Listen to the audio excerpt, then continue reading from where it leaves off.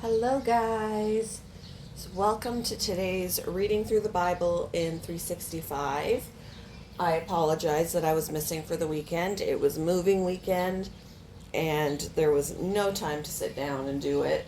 I am exhausted. I am sore, but I am taking the time to do it this morning before I get back into doing some unpacking and actually going over to the other house and bringing some more things over that are just random things that are left. But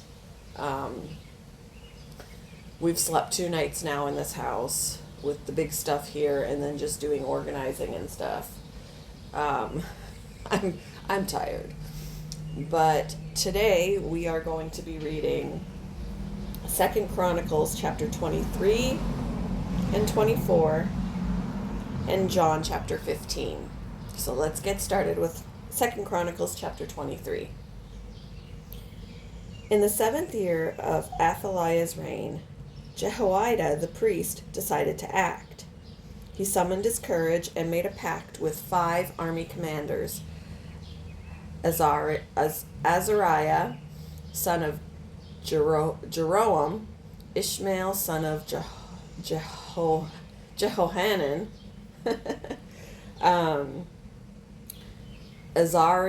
Azariah, I keep wanting to say Azariah, son of Obed, Maaseiah, son of Adiah, and Elishaphat, son of Zikri. These men traveled secretly throughout Judah and summoned the Levites and clan leaders in all the towns to come to Jerusalem. They all gathered at the temple of God, where they made a solemn pact with Joash, the young king. Jehoiada said to them, "Here is the king's son. The time has come for him to reign. The Lord has promised that a descendant of David will be our king. This is what you must do. When you priests and Levites come on duty on the Sabbath, a third of you will serve as gatekeepers. Another third will go over to the royal palace, and the final third will be at the foundation gate. Everyone else should stay in the courtyards of the Lord's temple. Remember, only the priests and Levites on duty may enter the temple of the Lord, for they are set apart as holy. The rest of the people must obey the Lord's instructions and stay outside. You Levites form a bodyguard around the king, and keep your weapons in hand. Kill anyone who tries to enter the temple. Stay with the king wherever he goes." So the Levites and all the people of Judah did everything as Jehoiada the priest ordered. The commanders took charge of the men reporting for duty that Sabbath, as well as those who were going off duty. Jehoiada the priest did not let anyone go home after their shift ended. Then Jehoiada supplied the commanders with the spears and the large and small shields that had once belonged to King David and were stored in the temple of God. He stationed all the people around the king with their weapons ready. They formed a line from the south side of the temple around to the north side and all around the altar. Then Jehoiada and his sons brought out Joash, the king's son, placed the crown on his head, and presented him with a copy of God's laws. They anointed him and proclaimed him king, and everyone shouted, "Long live the king!" When Athaliah heard the noise of the people running and the shouts of praise to the king, she hurried to the Lord's temple to see what was happening. When she arrived, she saw the newly crowned king standing in his place of authority by the pillar at the temple entrance. The commanders and trumpeters were surrounding him, and people from all over the land were rejoicing and blowing trumpets. Singers with musical instruments were leading the people in a great celebration. When Athaliah saw all this, she tore her clothes in despair and shouted, "Treason! Treason!" Then Jehoiada the priest ordered the commanders who were in charge of the troops, "Take her to the soldiers in front of the temple and kill anyone who tries to rescue her." For the priest had said, "She must not be killed in the temple of the Lord." So they seized her and led her out to the entrance of the horse gate on the palace grounds, and they killed her there. Then Jehoiada made a covenant between himself and the king and the people that they would be the Lord's people. And all the people went over to the temple of Baal and tore it down. They demolished the altars and smashed the idols, and they killed Mattan, the priest of Baal, in front of the altars. Jehoiada now put the priests and Levites in charge of the temple of the Lord, following all the directions given by David. He also commanded them to present burnt offerings to the Lord, as prescribed by the law of Moses, and to sing and rejoice as David had instructed. He also stationed gatekeepers at the gates of the Lord's temple to keep out those who for any reason were ceremoniously unclean. Then the commanders, nobles, rulers, and all the people of the land escorted the king from the temple of the Lord. They went through the upper gate and into the palace, and they seated the king on the royal throne. So all the people of the land rejoiced, and the city was peaceful, because Athaliah had been killed. Chapter 24. Joash was 7 years old when he became king, and he reigned in Jerusalem 40 years. His mother was Zibiah from Beersheba. Joash did what was pleasing in the Lord's sight throughout the lifetime of Jehoiada the priest. Jehoiada chose 2 wives for Joash, and he had sons and daughters. At one point, Joash decided to repair and restore the temple of the Lord. He summoned the priests and Levites and gave them these instructions. Go to all the towns of Judah and collect the required annual offerings so that we can repair the temple of your God. Do not delay.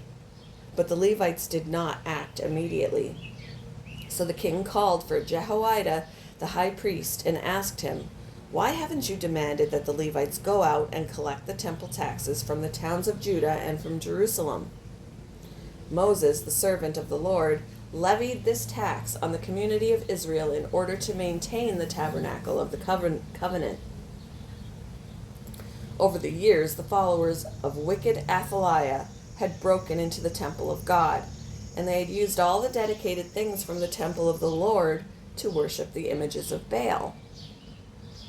So now, the king ordered a chest to be made and set outside the gate leading to the temple of the Lord.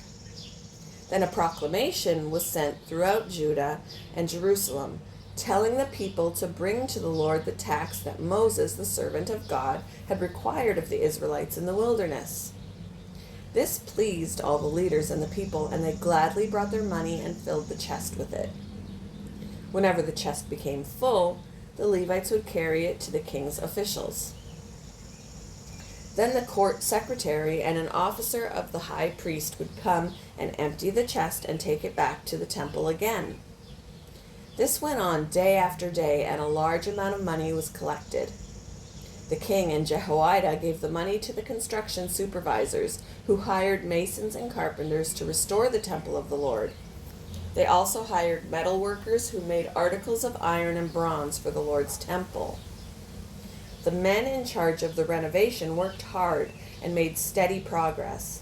They restored the temple of God according to its original design and strengthened it.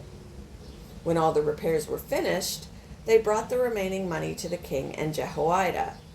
It was used to make various articles for the temple of the Lord, articles for worship services and for burnt offerings, including ladles and other articles made of gold and silver. And the burnt offerings were sacrificed continually in the temple of the Lord during the lifetime of Jehoiada the priest. Jehoiada lived to a very old age, finally dying at age 130.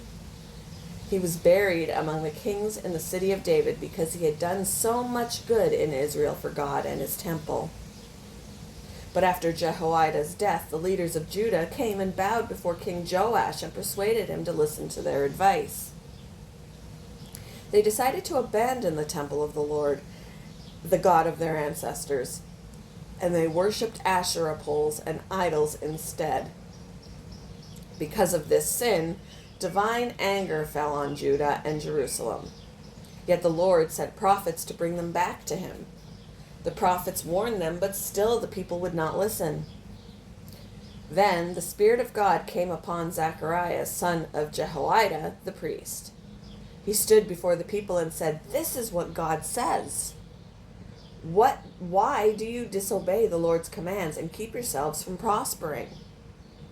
You have abandoned the Lord, and now he has abandoned you." Excuse me. Then the leaders plotted to kill Zechariah, and King Joash ordered that they stone him to death in the courtyard of the Lord's temple. That was how King Joash repaid Jehoiada for his loyalty, by killing his son. Zechariah's last words as he died were, "May the Lord see what they are doing and avenge my death." In the spring of the year of the Aramean army, in the spring of the year, the Aramean army marched against Joash. They invaded Judah and Jerusalem and killed all the leaders of the nation. Then they sent all the plunder back to their king in Damascus. Although the Arameans attacked with only a small army, the Lord helped them conquer the much larger army of Judah. The people of Judah had abandoned the Lord, the God of their ancestors, so judgment was carried out against Joash. The Arameans withdrew, leaving Joash severely wounded. But his own officials plotted to kill him for murdering the son of Let's read that sentence again. The Arameans withdrew, leaving Joash severely wounded, but his own officials plotted to kill him for murdering the son of Jehoiada the priest. They assassinated him as he lay in bed. Then he was buried in the city of David, but not in the royal cemetery. The assassins were Jozachar, the son of an Ammonite woman named Shemeath, and Jehozabad, the son of a Moabite woman named Shomer. The account of the sons of Joash, the prophecies about him, and the record of his restoration of the temple of God are written in the commentary on the Book of the Kings. His son Amaziah became the next king. Moving on to John chapter 15. I am the true grapevine, and my Father is the gardener. He cuts off every branch of mine that doesn't produce fruit, and he prunes the branches that do bear fruit so they will produce even more. You have already been pruned and purified by the message I have given you. Remain in me, and I will remain in you. For a branch cannot produce fruit if it is severed. For a branch cannot produce fruit if it is severed from the vine, and you cannot be fruitful unless you remain in me. Yes, I am the vine, you are the branches. Those who remain in me, and I in them, will produce much fruit. For apart from me, you can do nothing. Anyone who does not remain in me is thrown away like a useless branch and withers. Such branches are gathered into a pile to be burned. But if you remain in me and my words remain in you, you may ask for anything you want, and it will be granted. When you produce much fruit, you are my true disciples. This brings great glory to my Father. I have loved you even as the Father has loved me. Remain in my love. When you obey my commandments, you remain in my love, just as I obey my Father's commandments and remain in his love. I have told you these things so that you will be filled with my joy. Yes, your joy will overflow. This is my commandment. Love each other in the same way I have loved you. There is no greater love than to lay down one's life for one's friends. Sorry, we're having a FedEx truck driving by.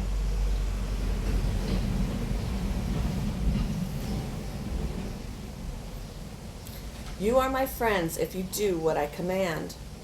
I no longer call you slaves because a master doesn't confide in his slaves. I lost my spot. Sorry. Hold on. Now you are my friends, since I have told you everything the Father told me. You didn't choose me. I chose you. I appointed you to go and produce lasting fruit. Sorry, I'm distracted. Ooh, sorry. I'm sitting out front. You didn't choose me. I chose you. I appointed you to go and produce lasting fruit, so that the Father will give you whatever you ask for, using my name. This is my command. Love each other. If the world hates you, remember that it hated me first. The world would love you as one of its own if you belonged to it, but you are no longer part of the world. I chose you to come out of the world, so it hates you. Do you remember what I told you? A slave is not greater than the master. Since they persecuted me, naturally, they will persecute you. And if they had listened to me, they would listen to you. They will do all of this because of me, for they have rejected the one who sent me. They would not be guilty if I had not come and spoken to them, but now they have no excuse for their sin. Anyone who hates me also hates my Father. If I hadn't done such miraculous signs among them that no one else could do, they would not be guilty. But as it is, they have seen everything I did, yet they still hate me and my Father. This fulfills what is written in their scriptures. They hated me without cause. But I will send you the Advocate, the Spirit of truth. He will come to you from the Father and will testify all about me. And you must also testify about me because you have been with me from the beginning of my ministry. Thank you for joining me for today's reading through the Bible in 365. I hope you all have a wonderful day, and I will see you in the next one, guys.